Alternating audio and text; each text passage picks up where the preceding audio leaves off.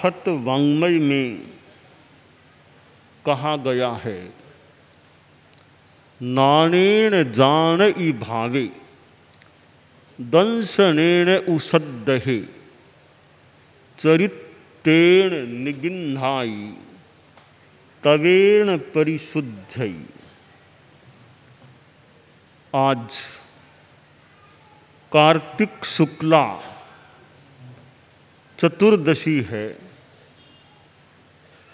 और चतुर्मास उतरती चतुर्दशी है।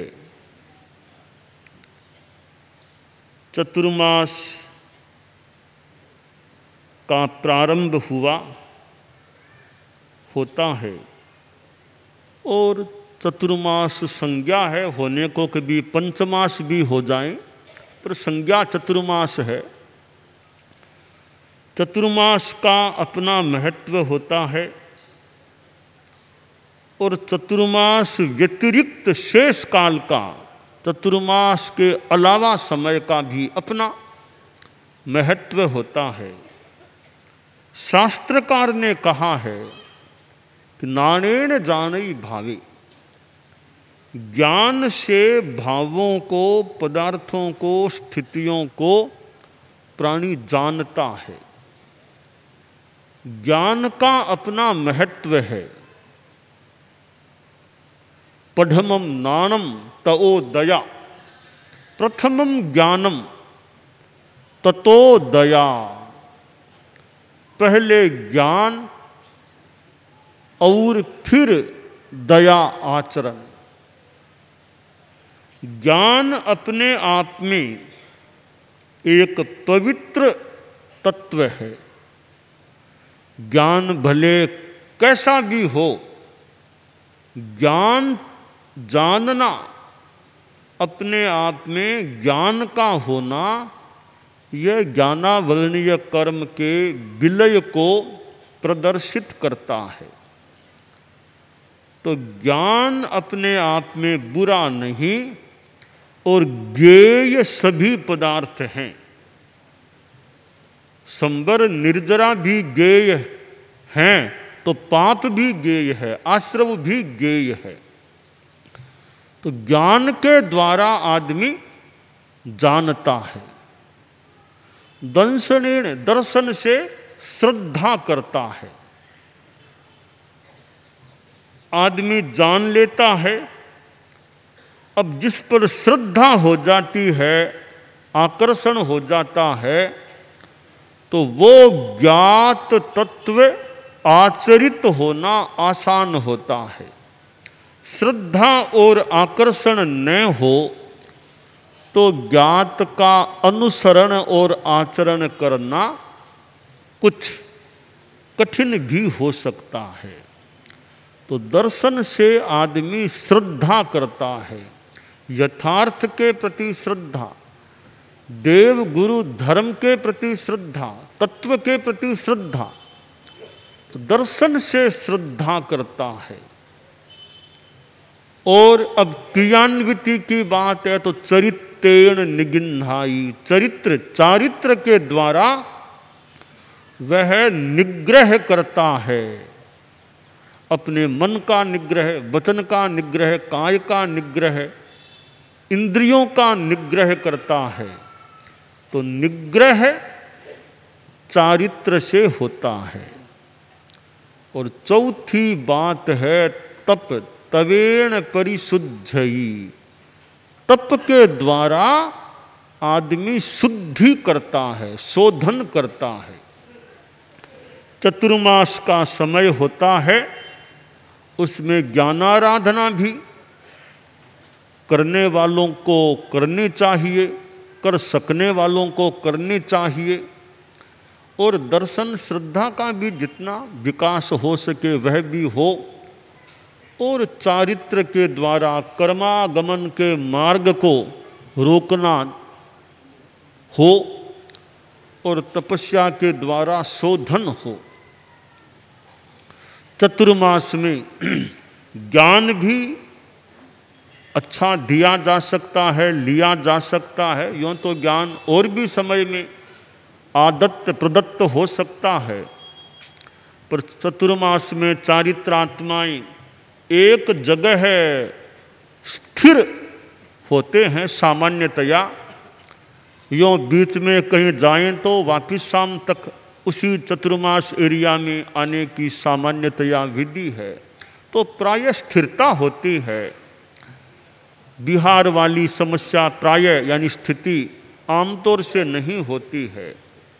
तो ज्ञानाराधना में सुविधा हो सकती है, तपस्या में भी सुविधा हो सकती है। विहार करना हो तो विहार करते करते मास खमन करना तो मुश्किल हो सकता है। चतुर्मास है तो मास खमन तपस्या का क्रम भी अच्छा चल सकता है। तो ज्ञान भी बहुत महत्वपूर्ण तत्व है। कोई ज्ञान देने वाला मिल जाए और ज्ञान लेने वाला भी मिल जाए, अच्छा कोई शिक्षक प्रशिक्षक प्राध्यापक मिल जाए और अच्छा विद्यार्थी मिल जाए, दोनों ओर से योग्यता हो, प्राध्यापक में पढ़ाने की ज्ञान देने की अर्हता हो और विद्यार्थी में ज्ञान लेने की अर्हता हो, दोनों ओर से अर्हता हो, तो ज्ञान का प्रदान और आदान सम्यक्तया हो सकता है। ज्ञान के प्रदान और आदान में एक उदाहरण कुमार श्रमण केशी और राजा प्रदेशी को सामने रखा जा सकता है। भगवान पार्श्व की परंपरा में हुए कुमार श्रमण केशी एक महान व्यक्तित्व, महान ज्ञानी व्यक्तित्व। कईयों का ज्ञान विशिष्ट होता है, तो भगवान पार्श्व की परंपरा के महान व्यक्तित्व कुमार श्रमण केशी एक महान ज्ञानी पुरुष थे। और उन्हीं दिनों में राजा प्रदेशी राजा था, पर लगता है जैसा कि वर्णन है उसके अनुसार कुछ विद्वान जानकार आदमी था राजा। और कुमार श्रमण केशी से संपर्क हुआ। स्थिति यह थी, राजा प्रदेशी नास्तिक विचारधारा का आदमी, तो कुमार श्रमण केशी आस्तिक विचारधारा के महान व्यक्तित्व, मानो प्रवक्ता। दोनों का मिलना हुआ और राजा प्रदेशी ने देखा, अरे ये कौन साधु लोग, ये कौन लोग हैं, जड़मूड कौन हैं। तो संपर्क कराया गया। राजा संपर्क में आ गया और साधु के संपर्क में कोई ऐसा आदमी आ जाए, साधु उसको प्रभावित कर दे, यथार्थ के आधार पर, अपने वात्सल्य के आधार पर प्रभावित कर दे और उसको प्रतिबुद्ध बना दे, तो मानो साधु की एक यह भी छोटी सी सफलता हो जाती है। कुमार श्रमण केशी को पता था कि यह राजा तो नास्तिक विचारधारा वाला आदमी है, अब इसको प्रतिबोध देना है तो कोई सामान्य बात नहीं थी। ऐसे राजा को और ऐसे नास्तिक आदमी को समझाना कोई सामान्य बात नहीं लगती। परंतु ज्ञानी समर्थ आदमी होते हैं तो वे कठिन को भी मानो कुछ आसान बना सकते हैं या कठिन को भी कर सकते हैं। वार्तालाप प्रारंभ हुआ तो राजा प्रदेशी का मंतव्य था शरीर अलग आत्मा अलग, ऐसा नहीं, शरीर और आत्मा एक ही है। जो शरीर है वह आत्मा है, जो आत्मा है वह शरीर है। कुमार श्रवण केशी का सिद्धांत, आस्तिक विचारधारा का सिद्धांत कि आत्मा अलग है, शरीर अलग है, अहमन्य है, पुद्गलश्चान्य है, आत्मा अन्य है, पुद्गलश्चान्य है।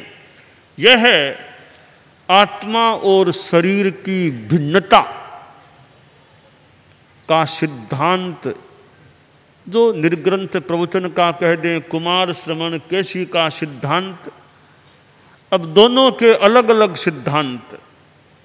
राजा प्रदेशी भी सामान्य व्यक्ति नहीं, और ऐसा लगता है वर्णन के अनुसार एक तार्किक आदमी था। तो कुमार श्रवण केशी भी कौन से कम तार्किक आदमी थे। तार्किक के साथ तार्किक ही चाहिए, तार्किक के साथ तार्किक ही चाहिए। कि अमुक के साथ चर्चा करना तो भिखण जी के काम का याद, भिखण जी चर्चा कर सकते हैं। अमुक के साथ चर्चा तो भिखण जी चर्चा कर सकते हैं। तो भिक्षु स्वामी भी लगता है कोई अपने ढंग के ही कोई व्यक्तित्व थे। मानो कि कुछ अंशों में कुमार श्रवण केशी भिक्षु स्वामी भी कुछ अंशों में अनुमानित होता है कि कुमार श्रवण केशी के रूप थे। वो कैसे दृष्टांतों से अवश्य अपनी बात को प्रस्तुत करते थे, कैसे समझा देते थे, कम पढ़े लिखे को भी कैसे उत्तर दे देते, अपने तरीके से लगता है बात करने वाले थे। तो मैं भूल न करूं तो कुछ अंशों में आचार्य भिक्षु कुमार श्रवण केशी के रूप थे। तो राजा प्रदेशी जैसे व्यक्ति के साथ चर्चा करना कच्चे बच्चे की सामर्थ्य की बात नहीं लगती। कोई कुमार श्रवण केशी जैसे उसके साथ राजा प्रदेशी के साथ चर्चा करें तो कुछ प्रतिबोध दिया जा सकता है। राजा प्रदेशी ने कहा, महाराज आत्मा और शरीर तो एक ही है, अलग अलग थोड़ा ही होता है। मैं अपनी शैली में बात बता रहा हूं। कुमार श्रवण केशी ने का अपना सिद्धांत था, परलोक है, पुण्य पाप है। तो राजा प्रदेशी बोला, महाराज वो मेरा तो सिद्धांत है कि वो आगे पीछे कुछ नहीं है, आत्मा शरीर एक ही चीज है। तो आप कहते हो कि आत्मा अलग है और शरीर अलग है। तो मेरे दादाजी थे, वो मेरे जैसे ही आदमी थे, बड़े नास्तिक विचार के ही थे, अपने ढंग के, उनको धर्म ध्यान नहीं करने वाले थे। तो आपके हिसाब से तो वो नरक में गए होंगे। अगर वो आकर के मुझे कह दे कि पोता मैंने पाप किया, धर्म नहीं किया, इसलिए नरक में जाना पड़ा, तू पाप मत करना, ये मुझे आकर के मेरा दादा कह दे, तो महाराज मैं आपकी बात मान लूं। कुमार श्रवण केशी ने कहा कि यह कैसे हो। अपराधी व्यक्ति है, पकड़ा गया है, वो कहे कि मुझे छुट्टी दे दो, जाने दो, तो छुट्टी कैसे क्या दी जा सकेगी। कोई ऐसा अत्याचार गलत काम कर ले जो अवांछनीय है, वो कह दे मुझे तो जाने दो, तो क्या छोड़ा जा सकेगा? नहीं छोड़ा जा सकता। तो तुम्हारा दादा भी पापी था, अब नीचे परमा धार्मिक देव हैं, वो उसको आने कैसे दें? वो उनका अपराधी है, वो तो कैसे छोड़ दें उसको। तो महाराज मेरी दादी थी, वो बड़ी धार्मिक थी, वो आप लोगों को मानने वाली, वो धर्म ध्यान करने वाली थी। मेरी दादी भी आपके हिसाब से तो देवलोक में गई है। वो दादी मुझे आकर के कह दे कि पोता मैंने धर्म किया, ऊंचे देवलोक में गई, स्वर्ग में गई, तुम भी धर्म किया कर, अच्छी गति मिलेगी। दादी आकर के कह दे तो मैं मान लूं कि आत्मा अलग है, शरीर अलग है। कुमार श्रवण कैसे ने कहा, वो कैसे आए कैसे?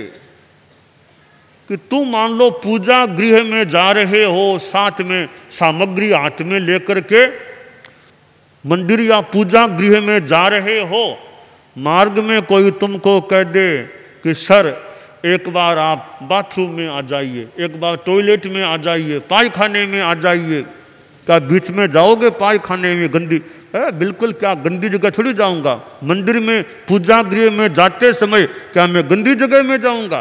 बिल्कुल नहीं जाऊंगा। तो प्रदेशी, तुम्हारी दादी को जो देवगति में है उसको भी मनुष्य लोक की बदबू आती है, वो बदबू में आए कैसे यहां पर? तो कहा महाराज ये तो ठीक है। अब राजा प्रदेशी अपनी बात बता रहा है और कुमार श्रवण केशी अपनी बात बता रहा है कि भी आत्मा अलग है, शरीर अलग है। कुमार श्रवण केशी का कथन। तो कहा महाराज एक बात आप देखिए कि एक बार एक चोर को पकड़ा गया, फिर महाराज उस चोर को मैंने एक ऐसी कुंभी में ऐसी डाल दिया गया, बंद कर दिया गया, फिर वो मर गया था। वापिस खोल के देखा तो वो मरा हुआ था और उस जो कुंभी जो था उसमें कहीं भी कोई छेद नहीं था। अगर आत्मा होती बाहर निकली है तो छेद तो होना चाहिए ना, कभी छेद भी नहीं हुआ। तो मैं कैसे मान लूं कि आत्मा नाम की कोई चीज है? और महाराज एक बार एक चोर को मैंने काटा, टुकड़े किए तो कहीं आत्मा नहीं मिली। आत्मा होती तो कहीं मिलनी चाहिए थी, टुकड़े टुकड़े कर दिए उस आदमी के, कहीं आत्मा नहीं मिली। कुमार श्रवण केशी ने कहा ऐसी आत्मा थोड़ी मिलती है, अरणी की लकड़ी है, संघर्षण से आग पैदा होती है। अब काठ काट मूर्ख कठियारो, अब वो मूर्ख कठियारा ने लकड़ी को काटा आग पाने के लिए, क्या ऐसे आग मिलेगी? काटने से थोड़ी आग मिलती है, वो तो घर्षण की प्रक्रिया से निकलती है। तो काटने से आत्मा नहीं दिखती है, ऐसे अमूर्त है, वो कैसे दिखाई देगी? कर्म है तो भी इतने सूक्ष्म है कि आंखों से दिखाई नहीं देते हैं। यों तर्क प्रतितर्क या प्रश्नोत्तर का क्रम चला है।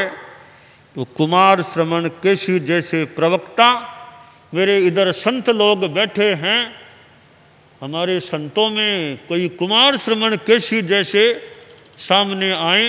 हालांकि हमारे संत भी ऐसे कई अच्छे हो सकते हैं, तैयार, कईयों में क्षमता भी प्रतीत हो रही है कि जो उत्तर दे सकते हैं। ठीक है, कुमार श्रवण केशी की तुलना तो हो न हो, पर आगे बढ़ें हमारे संतों में, क्योंकि कुमार श्रवण केशी तो पुरुष थे ना, तो मैं पुरुषों को ही मुखातिब होकर बता रहा हूं कि कुमार श्रवण केशी जैसी हमारे में वो ज्ञान भी हो और साथ में प्रतिपादन प्रस्तुति की क्षमता हो, उत्तर देने की क्षमता हो।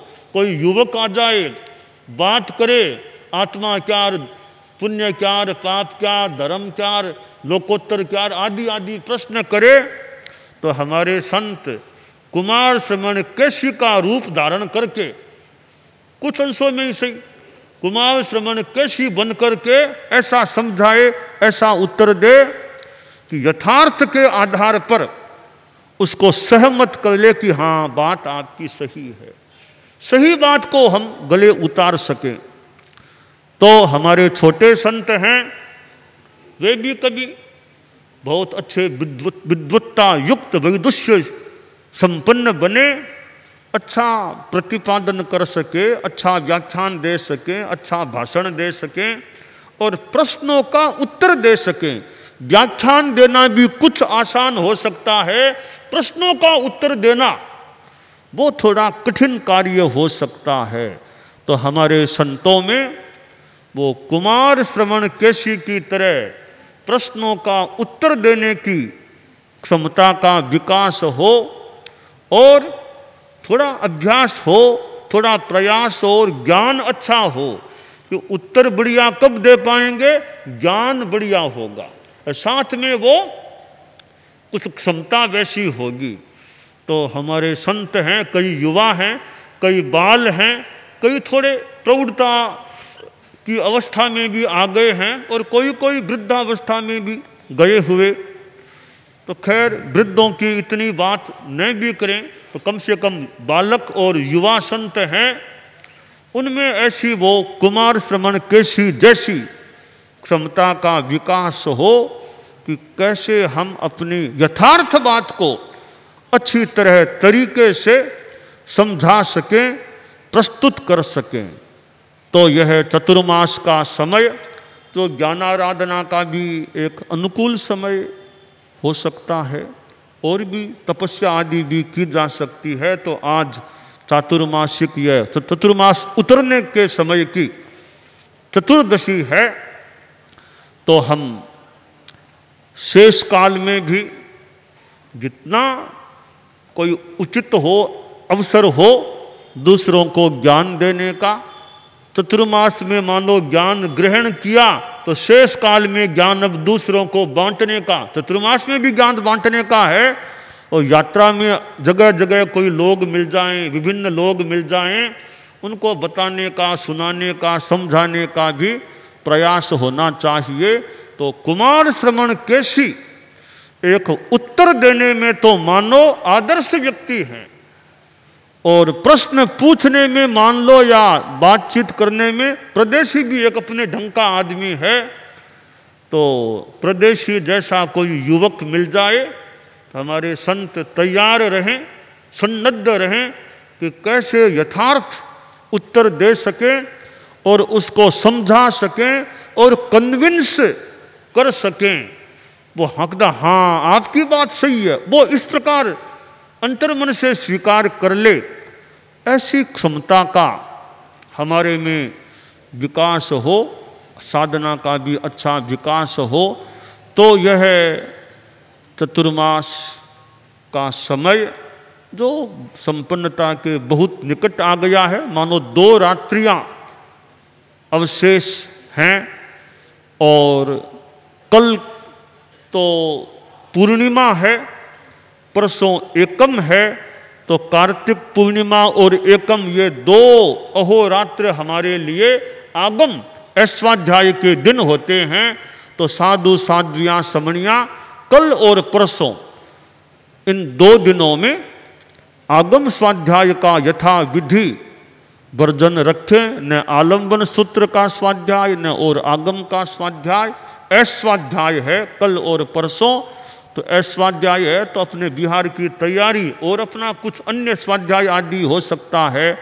तो यह चतुर्मास का समय जो हमें प्राप्त हुआ है, अभी तक उपलब्ध है, तो इसका जितना उपयोग किया वो अच्छा, और थोड़ा सा समय है वो भी अच्छी तरह संपन्न हो। दानान सिद्धम अभयपयाणम सच्चेषु या अनवज्जं वयन्ति तवेषु या उत्तम बंभचेरम लोगुत्तमे समणेणाय पुत्ते।